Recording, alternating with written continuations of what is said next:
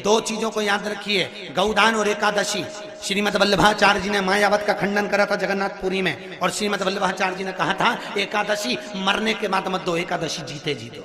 कहा था कि नहीं कहा था? जीते जी दान करिए। इसलिए जगदीश में, जगन्नाथपुरी में एकादशी उल्टी लटकी हुई है। करें आपने दर्शन? जगदीश में एकादशी को उल्टा लटकाया। क्यों? क्योंकि वल्लभ ने कहा कि एकादशी जीते जी दो। कई पंडितों कहते हैं तुम्हारे दादाजी मर गए, जब 12वें का दिन होता है ना तो पंडित जी संकल्प छुड़ाते हैं, दो एकादशी। बड़े बेटे ने 5 दे दी, छोटी बहू ने 3 दे दी, उसने 2 दे दी, उसने 2 दे दी। तो क्या तुम्हारे दादाजी भिखारी थे जो तुम्हारी एकादशियां लेकर जाएंगे?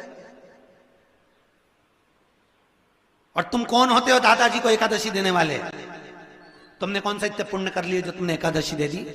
एकादशी के दान की महत्वता श्रीमद वल्लभाचार्य जी ने कहा कि कोई व्यक्ति अगर खटिया पर सड़ रहा है, पलंग पर तड़प रहा है, हॉस्पिटल में पड़ा हुआ है, तो निवेदन है कि उसको देखने जाओ तो अपनी करी हुई एकादशी में से 2 एकादशी का दान उसको तुरंत दे दो। क्यों? तो जिससे उसको मोक्ष मिल जाए, मरने के बाद नहीं।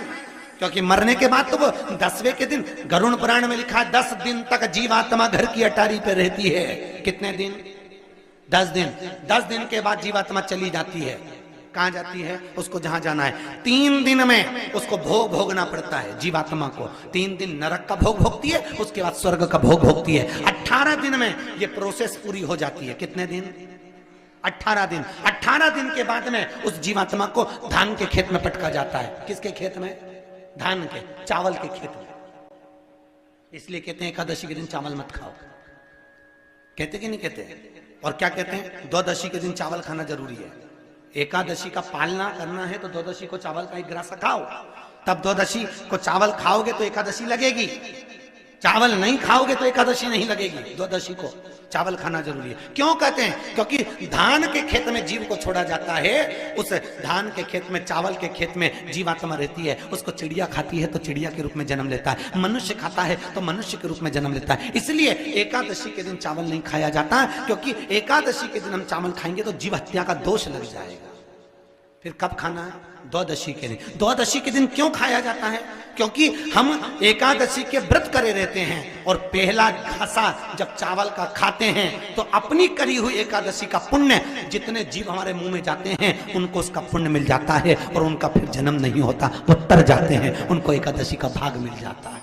इसलिए कहते हैं एकादशी को चावल मत खाओ, पर द्वादशी को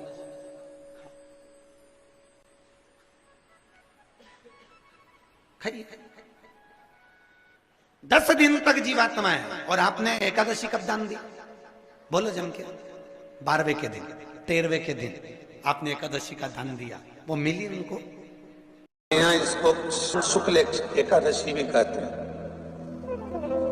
और कहते हैं ये सती माता ने यही एकादशी के दिन से जो व्रत साधना करना प्रारंभ करी थी वो सुख देने वाली थी। निवेदन है आपसे,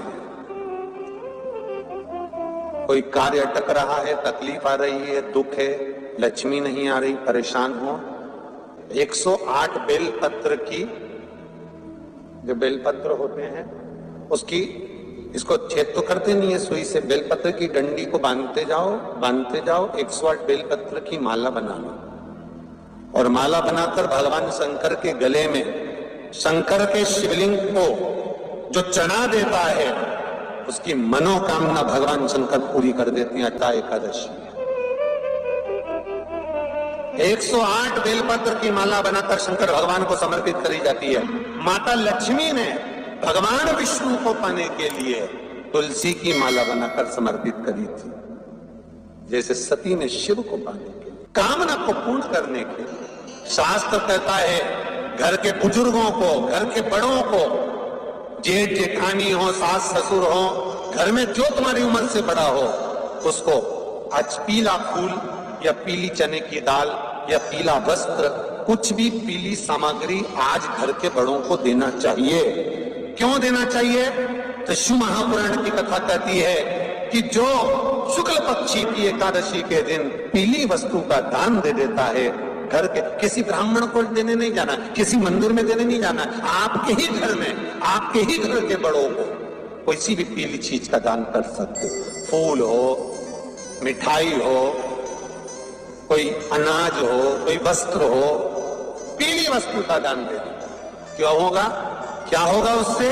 शिव महापुराण की कथा कहती है उससे जिंदगी में कभी बड़ी बीमारी प्रवेश नहीं करती। सनातन धर्म कहता है बट वृक्ष की पूजन करने वाला, बट वृक्ष के नीचे शिव की आराधना करने वाला, लोम समर्पित कर जल चढ़ाने वाले का जैसे कर्ज मुक्ति होती है, उसी तरह आंवले के वृक्ष के नीचे मात्र ताजा मिष्ठान दूध का बनाकर उस सामग्री को भगवान आंवले के वृक्ष के नीचे पूजन करने से लक्ष्मी और संपदा की वृद्धि होती है। जैसे शमी का पौधा, शमी का वृक्ष, शमी के वृक्ष के नीचे मात्र दूध और जल मिला हुआ जल, शमी के वृक्ष के नीचे मात्र ओघड़दानी अवधूतेश्वर महादेव के नाम से केवल हफ्ते में एक बार भी अगर दूध और जल का मिश्रण शमी के पौधे के नीचे कर दिया जाता है तो कहते हैं शरीर में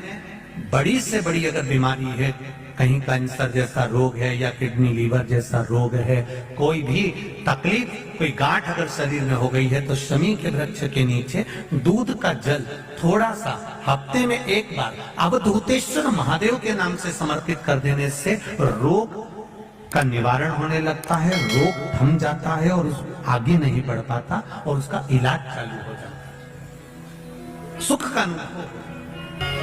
बस एक बात का स्मरण रहे आप, आंवले के वृक्ष के नीचे अगर कोई भोग लगाया गया है पा सकते हैं, पीपल के वृक्ष के नीचे कोई भोग लगाया है पा सकते हैं, बट वृक्ष के नीचे कोई भोग लगाया गया है पा सकते हैं। जिस वृक्ष के नीचे भोग लगाओगे पालोगे, पर शमी वृक्ष के नीचे का जो भोग लगाया गया है वो नहीं पाया जाता। शमी वृक्ष का जो प्रसाद है वो आपको वहीं छोड़ना पड़ता है। आपके घर में अगर गंगा जल रखा हो, श्राद्ध पक्ष में तुलसी के क्यारे के पास में एक छोटी सी कटोरी रखकर घर का कोई भी व्यक्ति, चाहे महिला हो, पुरुष हो, पुत्र हो, पुत्रवधू हो, बच्चे हों, कोई भी